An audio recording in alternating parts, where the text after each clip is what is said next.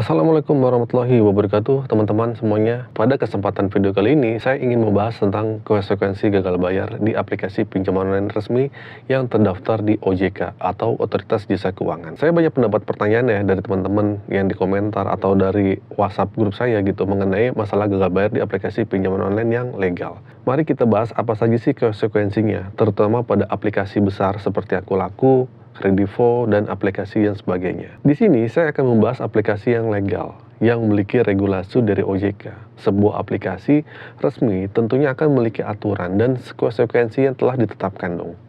Selain itu, aplikasi tersebut biasanya memiliki DC atau deteksi lapangan serta melakukan pengecekan di BI Checking atau masuk slik OJK. Jadi aplikasi-aplikasi ini sudah pasti memiliki langkah-langkah yang diambil jika ada keterlambatan di pembayaran kalian. Alias kalau kalian sedang gagal bayar, otomatis ada konsekuensinya dan juga ada resiko-resikonya. Namun sebelum kita lanjut, jika teman-teman ingin berdiskusi atau berbagi pengalaman mengenai masalah pinjaman online, silakan bergabung di grup WA saya. Kalian boleh cek di deskripsi video ini. Jadi teman-teman bisa berdiskusi dan sharing bersama. Serta jika ada yang ingin berkonsultasi secara gratis, saya akan berusaha memberikan solusinya. Namun mohon dimaklumi ya jika respon saya agak lambat karena mengingat jumlah yang cukup banyak yang masuk ke WA saya. Nah, di sini saya akan menjawab pertanyaan tersebut ya. Konsekuensi apa yang mungkin kita hadapi ketika kita menggunakan aplikasi pinjaman online yang legal OJK ini atau yang pinjol resmi ini. Sebenarnya masalah konsekuensinya cukup sederhana dan tidak melibatkan hukum pidana, melainkan hukum perdata. Kemungkinan juga sangat kecil. Pertama-tama, konsekuensinya yang mungkin paling berat adalah beban mental. Mengapa saya katakan demikian? Karena setelah terjadi keterlambatan pembayaran atau gagal bayar di aplikasi pinjaman online, nah seringkali kita akan mengalami teror ya melalui pesan WA, pesan WhatsApp, SMS, telepon, ataupun yang lainnya dari email dan sebagainya. Nah, selain itu, mungkin juga akan ada kunjungan oleh DC lapangan atau debt collector lapangan ke rumah kita.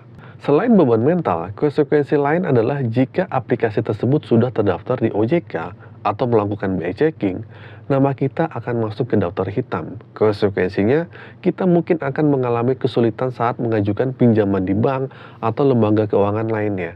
Nah, ini juga berlaku jika kita ingin mengajukan pinjaman KUR, BRI, atau layanan lainnya yang terkait dengan bank. Namun perlu diingat bahwa konsekuensi tersebut tidak termasuk ancaman hukum pidana atau tuntutan hukum ancaman seperti dihadapkan pada pengadilan, ada kunjungan ke rumah atau disuruh menjual aset atau gimana gitu. Itu adalah hoax dan itu adalah upaya pembodohan dari DC pinjol yang mengancam kalian.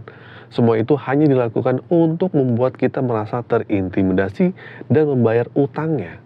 Nah, jadi pada dasarnya, konsekuensinya lebih pada dampak perdata dan kemungkinan sulitnya mendapatkan pinjaman di masa depan, dan hanya itu aja. Oke, lanjut. Poin yang kedua adalah bahwa kita mungkin akan diteror melalui pesan WhatsApp. Selanjutnya, poin ketiga adalah bahwa nama kita bisa menjadi jelek di mata OJK atau di slik OJK dan masuk ke dalam daftar hitam OJK. Konsekuensi selanjutnya mungkin ada ya, mungkin yang sampai melakukan DC-nya melalui kontak fisik seperti memukul atau bahkan bersih tegang lah, bahkan di tempat yang kita bekerja atau bertemu sama DC-nya. Nah, penting untuk diingatkan bahwa tindakan fisik seperti ini, seperti pemukulan atau pengunjungan ke tempat kerja itu sebenarnya tidak diizinkan dalam undang-undang. Hal ini sangat melanggar aturan dan dapat dilaporkan kepada pihak berwajib. Namun, perlu dicatat bahwa ancaman hukuman pidana atau perdata dalam konteks pinjaman online cenderung kecil. Ya. Nah, ancaman teror melalui pesan WhatsApp atau mungkin telepon mungkin akan lebih sering terjadi, tetapi perlu diingatkan bahwa itu juga bisa dianggap tindakan pelecehan atau ancaman yang dapat dilaporkan. Namun dalam hal hukum perdata, prosesnya bisa panjang dan melibatkan sidang di pengadilan. Nah, terakhir nih penting untuk menekankan bahwa meskipun ada ancaman dan tekanan dari pihak aplikasi pinjaman online, konsekuensi yang paling signifikan adalah beban mental. Dan itu akan terjadi. Dan gangguan mental dapat menjadi yang paling berbahaya dan dapat merugikan bagi individu. Oleh karena itu ya, sangat penting untuk menjaga kesehatan mental kita dan mencari solusi yang lebih konstruktif dan dalam menangani masalah keuangan kalian. Mental terganggu karena masalah penagihan DC lapangan, teror melalui WhatsApp, dan masalah terkait tentang masalah slik OJK, sebenarnya bukanlah masalah yang utama. Yang lebih krusial adalah dampak terhadap kesehatan mental kita. Ketika mental kita terganggu, situasinya bisa menjadi kacau nih. Ini disebabkan karena ketidakstabilan mental dapat meresahkan dan memicu tindakan yang impulsif. Jadi penting ya untuk diingat bahwa terjebak dalam siklus pinjaman online atau pinjam meminjam atau gali lubang tutup lubang dengan aplikasi pinjaman online ini dapat sangat berbahaya. Hal ini dapat mendorong seseorang untuk meminjam lebih banyak lagi di aplikasi lain. Bahkan dari aplikasi lainnya seperti gali lubang tutup lubang untuk menutupi keterlambatan pembayaran di aplikasi sebelumnya. Seringkali saran yang diberikan adalah untuk menghentikan siklus ini dan tidak melibatkan diri dari praktek gali lubang tutup lubang dengan pinjaman online. Nah, kehati-hatian diperlukan karena terjerumus dalam lingkaran utang dapat memberikan dampak yang signifikan pada kesejahteraan keuangan kalian.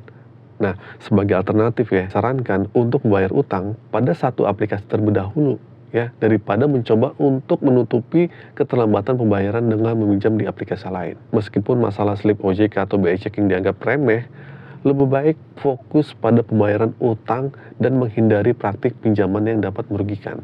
Jadi intinya kalian tuh fokus pada satu aplikasi aja. Biarin aja digagal bayarin, nggak jadi masalah. Jangan sampai kalian gali lubang tutup lubang. Yang terakhir nih, penting, saya mengingatkan bahwa ancaman teror dan tekanan seperti yang dijelaskan dalam skrip ini, dalam video ini, sebenarnya adalah upaya pembodohan.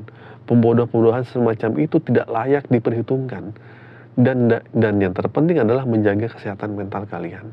Mental kalian harus aman, mental kalian harus kuat, ya, dan mencari solusi yang konstruktif dalam mengatasi masalah keuangan kalian. Semoga informasi ini dapat memberikan kalian ketenangan, kalian jadi makin kuat untuk menghadapi permasalahan gagal bayar kalian.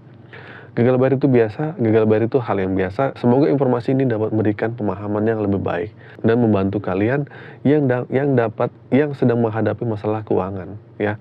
Gagal bayar itu biasa, jangan sampai kalian terlilit masalah hutang gali lubang tutup lubang. Yang paling penting resikonya adalah jangan sampai mental kalian terganggu. Nggak peduli masalah kalian masuk slik OJK, yang penting mental kalian aman. Oke, itu saja video kali ini. Semoga video ini bermanfaat. Akhir kata dari saya, Assalamualaikum warahmatullahi wabarakatuh.